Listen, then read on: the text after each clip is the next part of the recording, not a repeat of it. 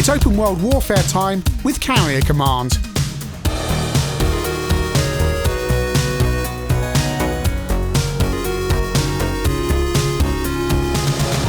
Carrier Command is a 1988 game by Rainbird. It's an open world game, and I first played this on my mate's ST, so that's the version we'll begin on. And I think it was given away with certain ST bundles because I had two friends with STs, both of which had the game on Atari branded discs. But yes, here we are on my STFM.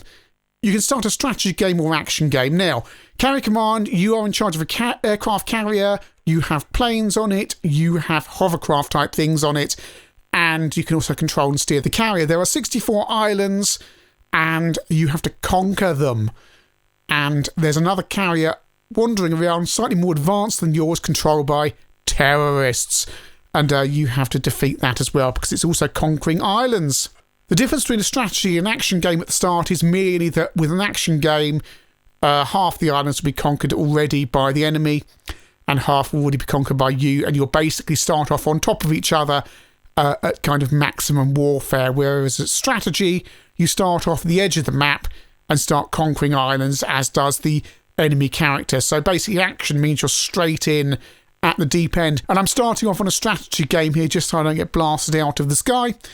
And there's a walrus, which is like a hovercraft thing that I have armed up with some lasers and some things to basically build myself a command centre on the island, because you have to destroy the command centre that's already there or use a virus bomb to convert it. Look, this is going to be an incredibly long episode of ChinnyVision. I make no bones about that. And there's 100 different ways to play this game, right? So let's just go along with this and let's show the game off, because it's a bit like playing a big open world game like Frontier Elite 2, where so many different strategies, so many different ways to play the games. Everyone thinks differently about how to play it, and that's the joy of the game.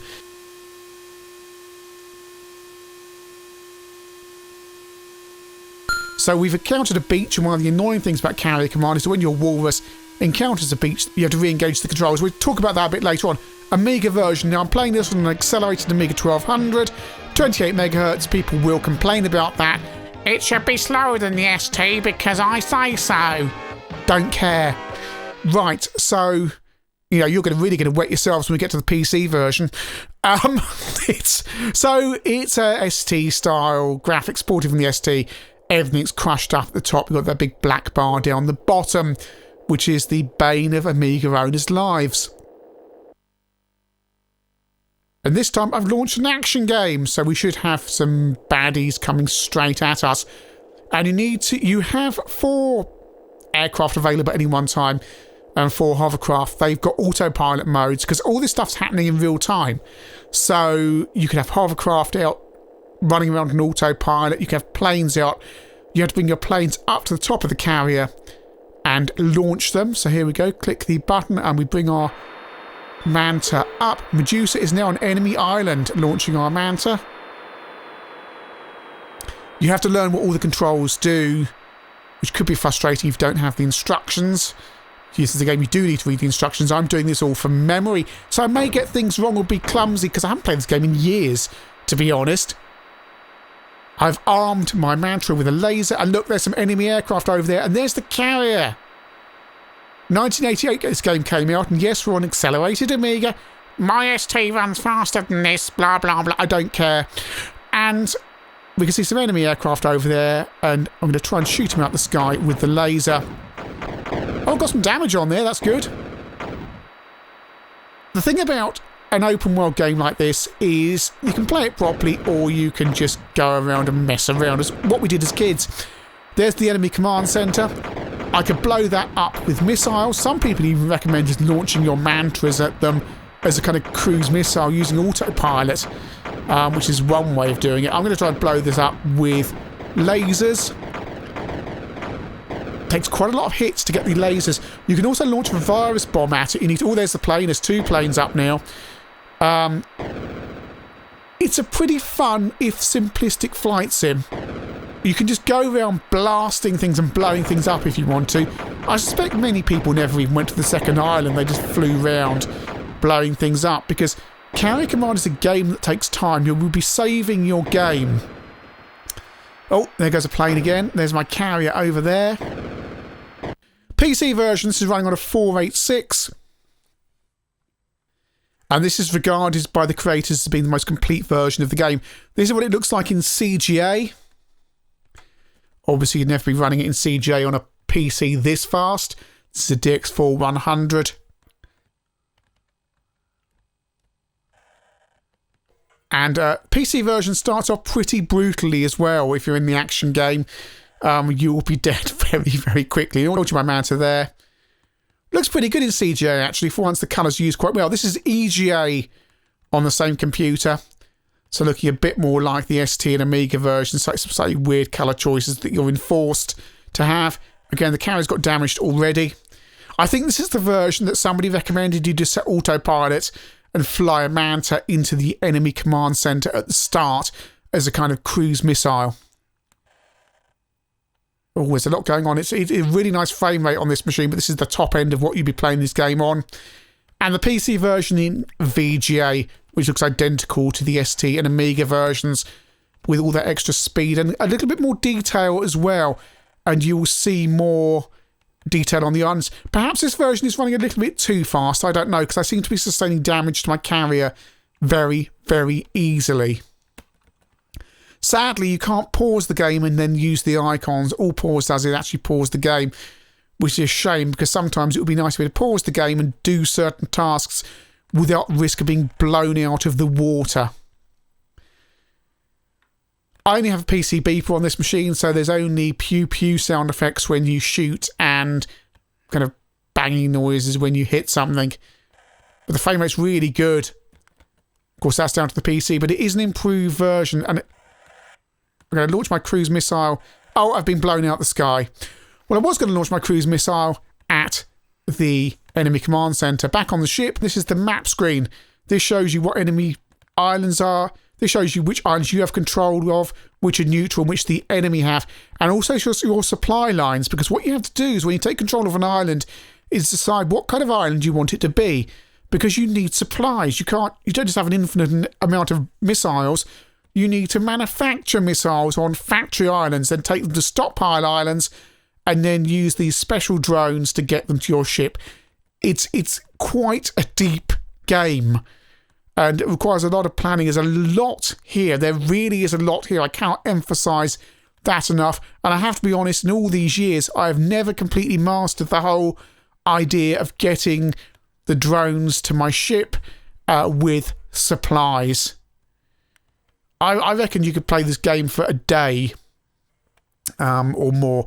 Unless you're a cheaty person who... Because there is one way of doing it. You can hunt down the enemy carrier and just basically fly all your planes at it until it explodes. But no, we're going to fly some cruise missiles into the command centre. And it's now Vulcan, which is the island I'm on, is now a free island. Now, what I can do now it's a free island is drop a command centre module onto it that will convert it into whatever I want. Be warned, just because it's a free island doesn't mean there aren't still enemy planes and things flying around at the enemy carrier isn't nearby, so you're not suddenly at zero risk flying around in your plane. PC version has these dots on the ocean which help you gauge distance and speed over it, which the PC, Amiga and ST version don't have. I think they have some of, but they don't have much of. Going to come to land on the carrier. Oh, I've destroyed myself. Don't get too close. Flying close, fairly close, and then put it on autopilot because you'll just end up crashing into your carrier like an idiot. Sinclair Spectrum version. Yes, there is a Spectrum version, and yes, if you have an ultra-rare Kempster mouse, it supports that as well. Ranked highly in Stuart Campbell's top 100 Spectrum games of all time. Did it make the top 20? I think it was alongside SimCity as big 16-bit games you wouldn't expect to be on a Spectrum, but actually are. And it's all here. I briefly owned this on the Spectrum as part of a compilation. I was impressed of how much they managed to get across. Problem was, none of the other games in the compilation loaded, and it was quite expensive, so I took it back. If I'd been dishonest kind of person, and I wish I had, I would have just made a cassette-to-cassette copy of it, but I didn't because I'm an idiot. Anyway, simplified controls on the Spectrum, wireframe graphics, and slightly, you only get 3 planes and 3 hovercraft, not 4, and only 1 button to launch your plane. Of course, it's a slower frame rate, it's not as attractive, but actually the gameplay is all here. And the simplified controls actually do help a bit. It all works exactly the same. It is remarkable. Absolutely remarkable they've got this onto the Spectrum. It's a full 3D world with all the islands, smaller islands, granted, simplified look. It's much smaller down there. There's the command centre, but the principles are exactly the same. I cannot stress this enough. One thing on the Spectrum, again, the people who play this game extensively tell me is, if you want to win at it quickly, just hunt straight for where the action is. Wait to find out which islands are being captured. Head over there and then just basically launch mantas or walruses at the enemy carrier to win. But that's not the fun, is it? That's not the way to play. You want this to be long-winded and enjoy it. Again, it's a full 3D world because you can see from the ship what's going on with my Manta over there. All this stuff is in... I can't think of another game like it where you've got multiple... We've launched a missile. And we've got multiple objects kind of flying around. You can change between them at any time. It is just so different that even in Elite, it's only one spacecraft you've got, and on here you can change between them. And there's some enemy planes up, and you can see them there here on the Specky. One thing you need to do is set some defensive drones up, and you can do this in all versions. You basically tell them to launch. You've got less on the Spectrum and presumably the Amstrad version. You get 4 on the 16-bit versions. And you can just launch them out and they will hopefully defend your carrier from enemy attack. And that's what it looks like, a big number 2 in the sea when you're out on your walrus there. But they should defend your carrier. It's all here, it's simplified, but, you know, I played this quite a bit when I had the Spectrum version. Having come across from the ST, initially it was disappointment of, it's slightly cut down, and actually realise it's not. It's just you've got slightly less aircraft, slightly less walruses, and slightly less different bits and pieces, but overall it's carrier command. CPC version, which I desperately tried to get hold of a copy and couldn't. Same as the Spectrum version, really. Bit more colour, got a blue sky there and some blue sea. Plays the same limitations, but they're not biggies. You can put up with it. Once you get into the game, it's ostensibly the same as the 16-bit. It is remarkable that this game wasn't more... I'm going to say lauded. Well, it was lauded because Stuart Campbell clearly recognised the quality of the Spectrum version. But I never saw this game for sale on its own, and I don't think it was ever re-released on budget. And you just think somebody would have gone, hang on a minute, this is a really good game. People would want to play it. But I don't even remember Amstrad Action raving about this. It's like it was published in... It was like in secret or something. It was only by chance I found out there was an 8-bit version. I think probably via your Sinclair's Top 100. I had no expectation this game would be available on my Amstrad or my Spectrum or my C64 come to that either.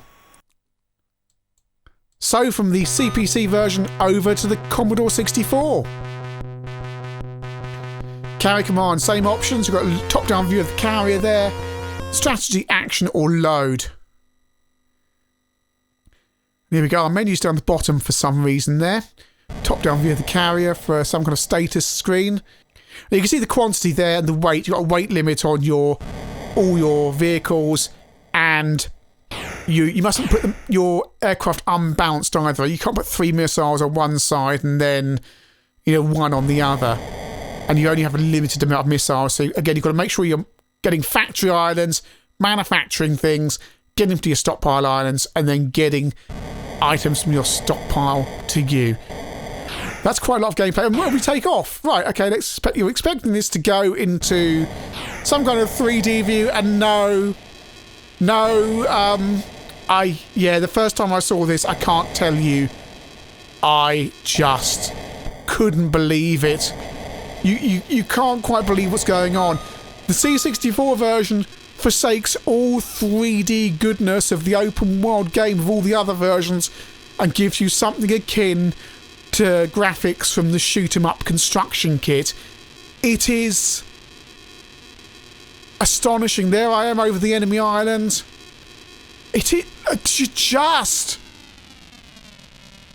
You have to destroy the same objective, but the island is now far more complex, and it just looks rubbish. All that 3D wonder of all your different things going on at once. I've got missiles following me. They're probably going to shoot me. Going to need to accelerate away. It's replaced with this. It's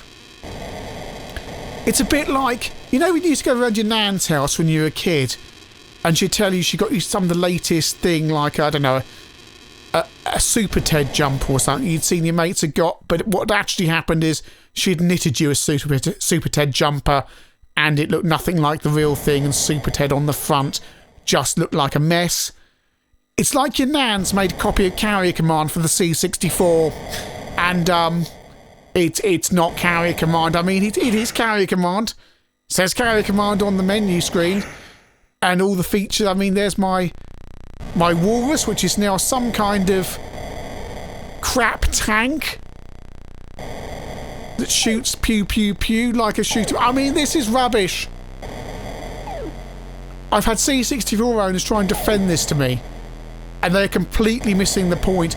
The point of Carrier Command is the 3D wonder of all those different...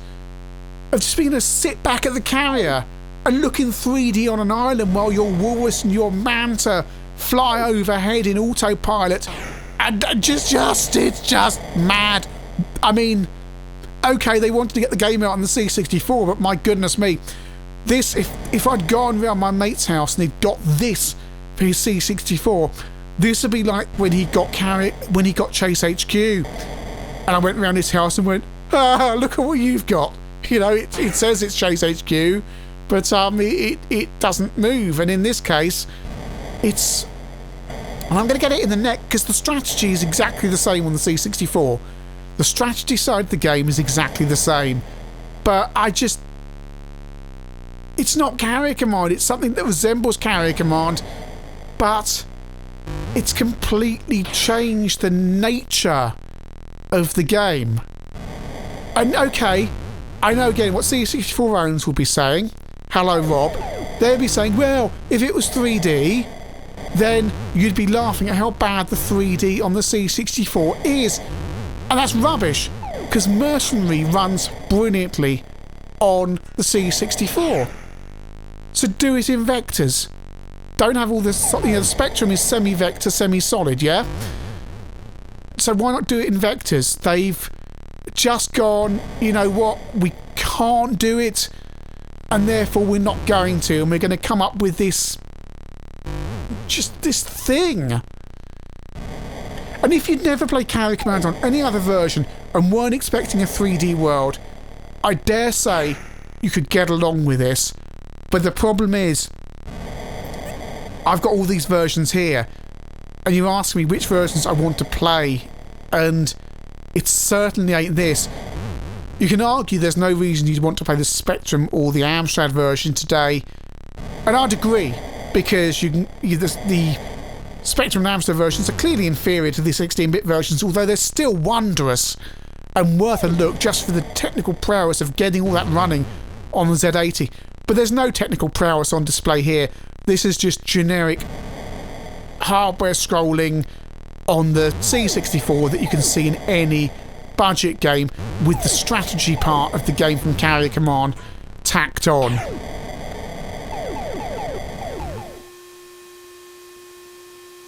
Back on the ST, where things are thankfully more normal. I'm arriving on the island and my walrus has has landed on the beach. I've no laser to fire, but because I need to select my missile drop thing, my ACCB, which is basically my command center thing, has successfully dropped. And look, it started to build. And there's still an enemy plane up there, but hopefully they won't be bothered with me. I can deal with them in a bit. My command center will start to build, and shortly the island will come under my control. Right mouse button to take control, or get the mouse cursor back when you hit an island, hit the island, and then back into autopilot. And you can see my walrus heading back there on the right hand side of the screen. And I want to find out what that enemy plane is. That's my walrus there. I'm pointing towards it now. And I'm just looking to see if I can shoot down the enemy plane. You need to be careful with the onboard laser on the carrier because it has an operational life. There's the enemy plane. It is quite hard. There's my walrus there. Quite hard to shoot things down. You do have cruise missiles, but again, they're limited. Stock. Your best bet to shooting down is actually take a Manta out with some cruise missiles on it, or missiles on it, and just chase down the enemy plane. Because we don't want him flying around there, because as far as I'm aware, he's still hostile, even though the island isn't. That said, he's not appeared to be doing much. Back on the PC version, I've got some damage. My lift is out of order there, which is a bit fatal. So my walrus is in the dock, so I can launch a walrus still, because my carrier's taken on some damage. If you enjoy the lunacy you're seeing at the moment, this kind of thing, and you want to see previews and a few exclusive videos as well, then ChinnyVision is on Patreon. Your support is greatly appreciated to keep this channel going. Check us out in the link in the description below. Support is very much appreciated. And the walruses can take a lot of missiles. They can take up to 8, I think, at once. Take off the autopilot, press the right mouse button, although I'm playing this on keyboard, so I press space, and there we go. I'm using my cruise missile on my walrus. Oh, no. Yeah, on the missiles on the walrus, you can steer. The ones on the planes lock on, but you get kind of a countdown on the top-hand side, and you have to steer. It's quite hard. Also, I suspect this PC is just a little bit too fast for the game because I just find it a little bit too twitchy. I expect a mid-range 486 is where you need this to be. Back on the ST, where we have captured an island, and now we're going to head for another island. So I've set my course on the map screen for an enemy island nearby. Click the autopilot, and the carrier will swing round, and then will probably beach itself. Because it likes doing that. Sometimes it's easier just to manually steer away from the island, then set the autopilot. Now, I highly recommend you cheat on carrier command, and the reason why is because if you select the cheat mode, you can use a time skip between islands by using 7 on the numeric keypad. Just tapping it will skip time. It does put you in a little bit of danger because you also speed up the enemy, but it stops you from having to wait forever to get between islands. This is the damage status screen. You get this nice vector graphic spinning around, showing you what is under repair at any one time. I've got a little bit of damage to my superstructure, and there's the priorities for the repairs as well. Back on the Spectrum version, we've arrived at a different island. We've arrived at Edgeley. And my walrus, trying to get my autopilot off. You can set the autopilot course from the carrier as well.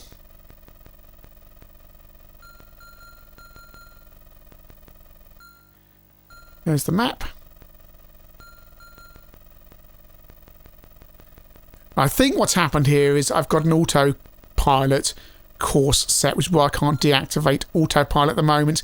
Because I've used the TZX archive to get me quite a lot further into the game, just to see another island. But to be honest, on the Spectrum and Amstrad version, the islands are very well. On all the versions, actually, the islands are very samey. There's a little bit more variation on the 16-bit, and the PC version has a few more things as well. But on the Spectrum and Amstrad, it's mainly a volcano and a few structures, and that's it. Right, the autopilot's now come off.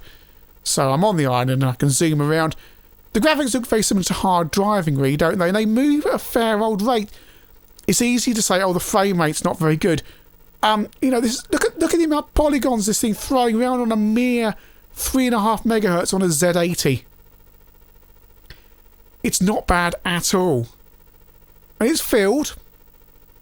And again, this is why I think the C64 version is a letdown, because not a lot on here is filled. So you could actually run this like Mercenary. And as I say, Mercenary runs brilliantly on the 64. So why can't they do 3D on the 64 version of this game? Back on the Amiga, we arrive at a different island. And look, there's two structures and a command. I think it's two volcanoes in the command centre. But Stavros Island.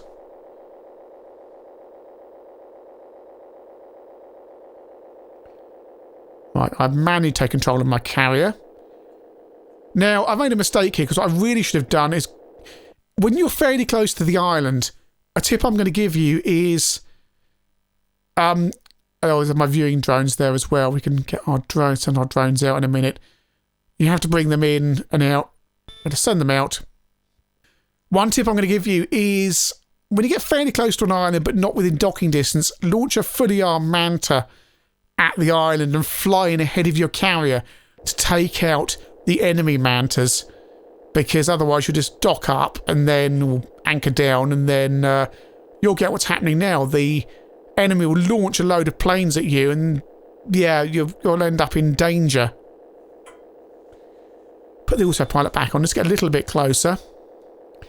We can see the command centre, we can see another structure, and you can see a couple of volcanoes. Careful of the volcanoes, because they will spew out rocks from time to time, because all these islands are volcanic. That's part of the game's plot. There's a big plot that comes to the game, background reading, and you don't really need to know. So I should have armed myself up beforehand, but I'm going to launch this Manta up and just kind of just show you a different island. Autopilot off, right, got my laser going. Probably should have put some missiles on if I thought about this, but hey-ho, we can fly around and have a look at this island. There's the enemy command centre. And you can see rocks and stuff being thrown from those volcanoes, so keep away. Because if they hit you, they will kill you. Oh, it's all action. I mean, this is such a fun game just to fly around shooting things. It's just before that era of virtuality and VR. Where, you know, you'd probably only played a Freescape game that had filled 3D graphics before this, possibly Starglider and games like that, but this is a whole, well, set of islands with filled graphics. It's great.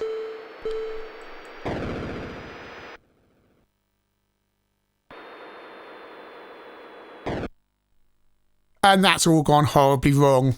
39 minutes I've been playing the game. I haven't saved it, and I've only managed to take one island. Carrier command is a big time sink. As I say, 4 hours of total footage taken for this game. Let's do this properly. Right, so we're near Lingard Island, and I've already launched my Manta in. My carrier is on autopilot, so it's going to dock up close to the island, but I've sent in a Manta with armed to the teeth with missiles ahead. And the aim is to take out the command centre before it even launches any kind of enemy aircraft. Right, bang, bang, bang. And there's missiles flying around everywhere. Oh, right, we've already freed the island. That's how you do it. That's how you do it. Fly in ahead of everything else. And it will depend. There's enemy aircraft around. Fly in ahead of everything else where your carrier is still miles away and knock out the command centre for the island, and then pick off the enemy Mantas as well. And then when your carrier gets closer and you've picked off all the enemy aircraft, you can send in a walrus and drop a command centre. And there's the carrier. It's still absolutely miles out there, which is great. That's exactly what you want.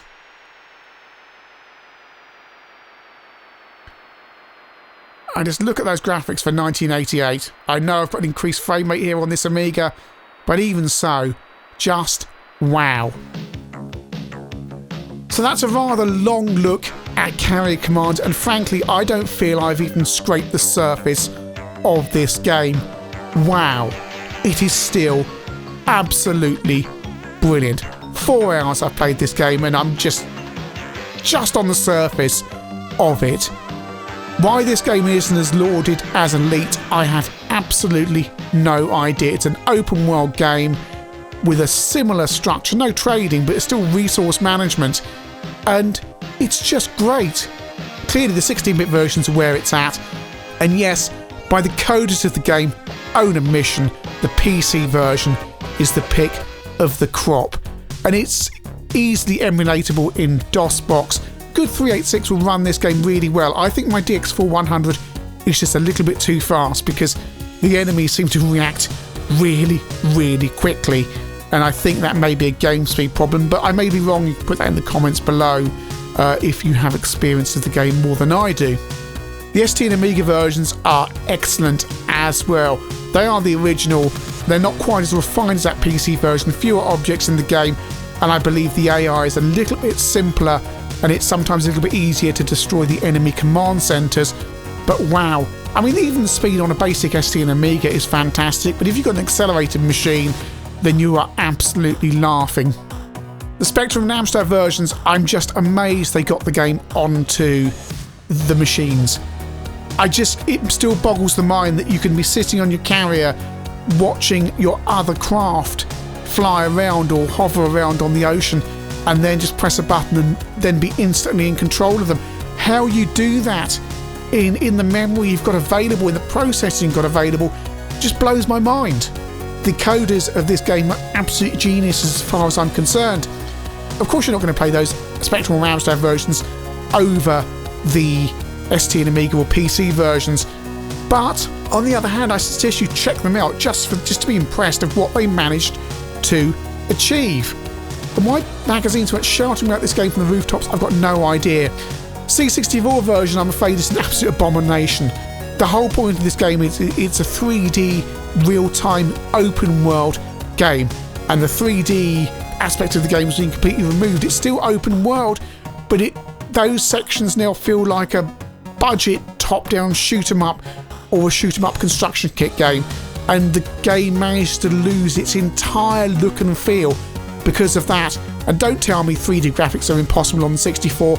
Mercenary and Elite say otherwise. Poor show for the 64. Overall, I think this is one of the best games in its genre of all time, and I strongly, strongly recommend you check it out. It's an absolute classic of a game, a total belter, a total brilliant game, and everyone needs to know about it.